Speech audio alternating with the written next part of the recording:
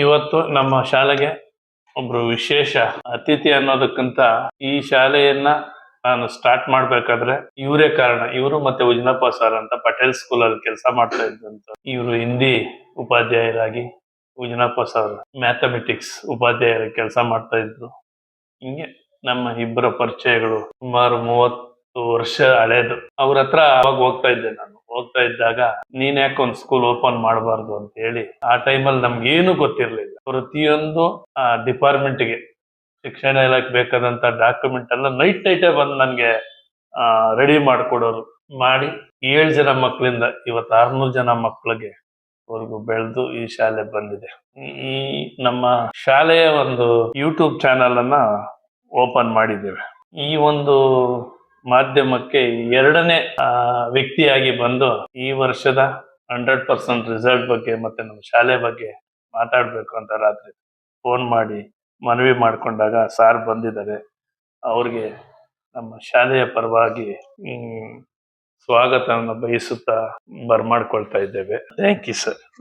ಈಗ ನೀವು ನಮ್ಮ ಶಾಲೆಯ ಬಗ್ಗೆ 2 ಮಾತುಗಳು ಮಾತಾಡ್ಬೇಕಾಗಿ ತಮ್ಮಲ್ಲಿ ಮನವಿ ಮಾಡ್ಕೊಳ್ತೇನೆ ಸರ್. ನಮ್ಮ ಪರಿಚಯ ಹೇಳ್ಬಿಡ್ರಿ. ಹೇಳಿ. ಆತ್ಮೀಯರೇ, ಈ ದಿನ ಈ ಒಂದು ಸರಸ್ವತಿ ಪುತ್ರರಾಗಿರ್ತಕ್ಕಂಥ ಶ್ರೀ ಮಾಜಿ ಕಾರ್ಪೊರೇಟರ್ ಆಗಿರ್ತಕ್ಕಂಥ ಶ್ರೀ ಎಂ ಕೃಷ್ಣಪ್ಪನವರೇ, ಅವರ ಶ್ರೀಮತಿಯವರೇ ಹಾಗೂ ಅವರ ಕುಟುಂಬ ವರ್ಗದ ಎಲ್ಲ ಸದಸ್ಯರೇ, ವಿದ್ಯಾರ್ಥಿಗಳೇ, ಪೋಷಕ ಬಂಧುಗಳೇ, ಈ ದಿನ ನಾನು ಈ ಜಾಗದಲ್ಲಿ ಬಂದು 1 ದಿವಸ ಕಾಲಿಟ್ಟು ಇದು ಸರಸ್ವತಿ ದೇಗುಲ ಆಗ್ಬೇಕು ಅಂತ ಹೇಳಿ ಮನಸ್ಸು ಮಾಡಿ ಹೇಳಿ ಹೋಗಿದ್ದೆ.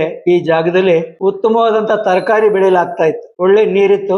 ಇಂತಹ ಒಂದು ಸೌಜನ್ಯ ಪ್ರದೇಶದಲ್ಲಿ ಒಂದು ದೇಗುಲ, ಸರಸ್ವತಿ ದೇಗುಲ ಸೃಷ್ಟಿ ಮಾಡಬೇಕು ಅನ್ನೋ ಉದ್ದೇಶದಿಂದ 1 ದಿವಸ ನಾನು ಕೃಷ್ಣಪ್ಪನವರಿಗೆ ಮನವಿ ಮಾಡಿದ್ದೆ. ಅವರು ಅದನ್ನ ಬ್ರಹ್ಮ ವಿಷ್ಣು ಮಹೇಶ್ವರ ಕೊಟ್ಟಿರ್ತಕ್ಕಂಥ ವರ ಅಂತ ಹೇಳಿ ಭಾವಿಸಿ ತ್ರಿಕಾಲದಲ್ಲೂ ಕಷ್ಟಪಟ್ಟು 5 ಮಕ್ಕಳ ಒಂದು ದಾಖಲಾತಿಯಿಂದ ಇವತ್ತು ಇಷ್ಟು ದೊಡ್ಡ ಮಟ್ಟಕ್ಕೆ ಅವರು ಶಾಲೆಯನ್ನ ಪ್ರಗತಿಯತ್ತ ಕೊಂಡೊಯ್ದಿದ್ದಾರೆ. ಈ ಒಂದು ನಿಟ್ಟಿನಲ್ಲಿ ಹೇಳ್ತಕ್ಕಂಥದ್ದು ಬಹಳ ಸುಲಭ.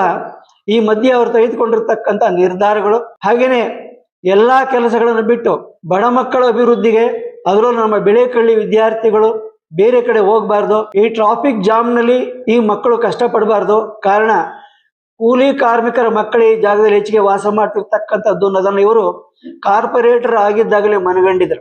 ಈ ಒಂದು ಕಾರಣಕ್ಕೆ ಇದನ್ನ ಮತ್ತೆ 3 ವರ್ಷಗಳಿಂದ ಮತ್ತಷ್ಟು ಉನ್ನತೀಕರಿಸಿದ್ದಾರೆ ಬಿಲ್ಡಿಂಗ್ ಅನ್ನು. ಈ ಬಿಲ್ಡಿಂಗ್ ಅನ್ನು ಉನ್ನತೀಕರಿಸಬೇಕಾದ್ರೆ ಕಾರಣ ಇಷ್ಟೇ, ನಮ್ಮ ಮಕ್ಕಳು ಇದಕ್ಕಿಂತ ಉತ್ತಮವಾದ ಶಾಲೆಯನ್ನು ಆರಿಸ್ಕೊಂಡು ಹೋಗಿ ಕಷ್ಟಪಡ್ತಾರಲ್ಲ ಚಳಿ ಮಳೆ ಗಾಳಿನಲ್ಲಿ ಅನ್ನೋ ಉದ್ದೇಶದಿಂದ ಇವರು ಈ ಒಂದು ಶಾಲೆಯನ್ನು ಮತ್ತಷ್ಟು ಉನ್ನತೀಕರಿಸಿದ್ದಾರೆ.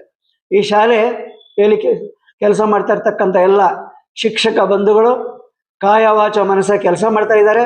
ಹಾಗಾಗಿ ಈ ಶಾಲೆ ಹಲವಾರು ಬಾರಿ 10ನೇ ತರಗತಿಯಲ್ಲಿ 100% ರಿಸಲ್ಟ್ ಅನ್ನು ತಂದು ಬಿಳೆಕಳ್ಳಿಗೆ ಒಂದು ಕೀರ್ತಿಯನ್ನು ತಂದಿದೆ ಈ ಶಾಲೆ. ಈ ಕೀರ್ತಿಯನ್ನು ತರಬೇಕಾದ್ರೆ ಇಡೀ ಕುಟುಂಬ ವರ್ಗ ಹಗಲು ರಾತ್ರಿ ಶ್ರಮಿಸ್ತಾ ಇದೆ. ಈ ಶ್ರಮಿಸಬೇಕಾದ್ರೆ ಇವರು ಸಾರ್ವಜನಿಕ ಕಾರ್ಯಗಳಲ್ಲೂ ಭಾಗಿಯಾಗಿ, ಶಾಲೆಯ ಕಾರ್ಯಕ್ರಮಗಳಲ್ಲೂ ಭಾಗಿಯಾಗಿ, ಸಮಾಜ ಸುಧಾರಣೆಯಲ್ಲೂ ಭಾಗಿಯಾಗಿ ವಿದ್ಯಾರ್ಥಿಗಳ ಮನಸ್ಸಿನಲ್ಲಿ ಇವರು ಆಸೆ ಉಕ್ಕಾಗಿದ್ದಾರೆ. ಈ ಕಾರಣದಿಂದ ಈ ಶಾಲೆಯಲ್ಲಿ ಎಂತಹ ಬಡ ಕುಟುಂಬದಿಂದ ಬಂದಿರತಕ್ಕಂಥ ವಿದ್ಯಾರ್ಥಿ ಆಗಿದ್ರೂ ಕೂಡ ಆತ ಕೊನೆಯಲ್ಲಿ ಹೋಗ್ಬೇಕಾದ್ರೆ ಇವರ ಆಶೀರ್ವಾದನ ಪಡ್ಕೊಂಡು ನಗುನಗ್ತಾ ಹೋಗುವಂತೆ ಮಾಡ್ತಕ್ಕಂಥ ಒಂದು ದೊಡ್ಡ ಗುಣ ಇವರಲ್ಲಿದೆ. ಈ ಒಂದು ಗುಣದಿಂದಲೇ ಇವತ್ತು ಈ ಒಂದು ಕಾರ್ಯಕ್ರಮವನ್ನ ಆಯೋಜನೆ ಮಾಡಿರ್ತಕ್ಕಂಥದ್ದು. ಆತ್ಮೀಯರೇ, ಈ ದಿನ ಹೆಚ್ಚಿಗೆ ಹೇಳ್ತಕ್ಕಂಥ ಅವಶ್ಯಕತೆ ಇಲ್ಲ, ಆದರೆ ಎಲ್ಲಾ ವಿದ್ಯಾರ್ಥಿ ಬಂಧುಗಳು ಕೇಳ್ತಕ್ಕಂಥ ಒಂದು ಹಲವಾರು ವಿಶೇಷವಾಗಿರ್ತಕ್ಕಂಥ ಒಂದು ಅಡ್ವೈಸ್ ಅನ್ನ ಕೇಳ್ತಕ್ಕಂಥ ಸಂದರ್ಭ ಇತ್ತು. ಆದ್ರೆ ಇವತ್ತು ರಜೆ ನಿಮಿತ್ತ ಮಕ್ಕಳು 1 ವರ್ಷ ಪೂರ್ತಿ ಶಾಲೆಗೆ ಬಂದಿದ್ರಿಂದ ರಜೆ ನಿಮಿತ್ತ ಅವರವರ ಊರುಗಳಿಗೆ ಅವರು ಧಾವಿಸಿರೋದ್ರಿಂದ ಮಕ್ಕಳ ಸಂಖ್ಯೆ ಇವತ್ತು ನಾವು ಕಡಿಮೆ ಕಾಣ್ತಾ ಇದ್ದೀವಿ. ಆ ಕಾರಣದಿಂದ ಇದನ್ನ ಮತ್ತೊಮ್ಮೆ ನಾವು ರಿವೈಸ್ ಮಾಡೋಣ ಅಂತ ಹೇಳ್ತಾ, ಈ ಶಾಲೆಯಲ್ಲಿ ಓದ್ತಕ್ಕಂಥ ಪ್ರತಿಯೊಬ್ಬ ವಿದ್ಯಾರ್ಥಿನೂ ಕೂಡ ಗೌರವಾನ್ವಿತ ತಪಸ್ವಿ ಅಂತ ಹೇಳ್ಬೋದು. ಎಂಬ ತಪೋವನದಲ್ಲಿ ಪ್ರತಿಯೊಬ್ಬ ವಿದ್ಯಾರ್ಥಿಯು ಗೌರವ ತಪಸ್ವಿ.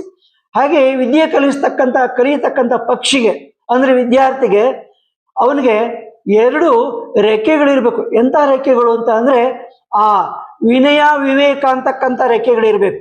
ಈ ವಿನಯ ವಿವೇಕ ಅಂತಕ್ಕಂಥ 2 ರೆಕ್ಕೆಗಳಿರೋದ್ರಿಂದ ಅವನು ನಿರ್ಗತಿಕನಾಗಿ ಬಂದು, ಅಂದ್ರೆ ಏನು ಅಕ್ಷರ ಬಾರದವನಾಗಿ ಬಂದು ಅಕ್ಷರವನ್ನು ತುಂಬಿಕೊಂಡು ಪಾಸಾಗಿ ಹೊರಗಡೆ ಹೋಗ್ತಕ್ಕಂಥ ಆ ಒಂದು ಸಮಯವನ್ನು ನಾವು ನೋಡ್ತಕ್ಕಂಥ ಒಂದು ಶಾಲೆ ಅಂದರೆ ಈ ಬೆಂಗಳೂರು ದಕ್ಷಿಣ ಜಿಲ್ಲೆಯಲ್ಲಿ ಇದೆ ಅಂತಕ್ಕಂಥದ್ದು ನನ್ನ ದೊಡ್ಡ ಭಾವನೆ ಆಗಿದೆ.